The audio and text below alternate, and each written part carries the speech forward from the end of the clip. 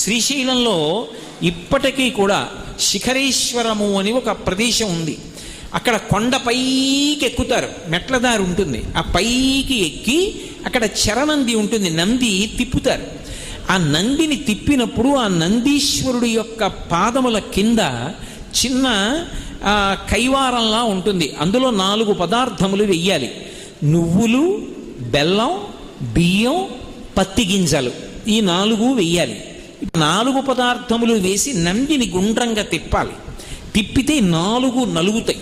ఈ 4 నలిగిన తరువాత శ్రీశైల శిఖరం వేపకి నందిని ఉంచుతారు. ఉంచి ఇందాక నేను చెప్పినట్టుగా చేతివేళ్ళుంచి ఆయన పృష్ఠభాగాన్ని పట్టుకుని శ్రీశైల శిఖరం వంక చూస్తారు. అలా ఎవరు చూశారో శ్రీశైల శిఖరం దృష్టా పునర్జన్మ న విద్యతే, వారికి ఇక పునర్జన్మ లేదు.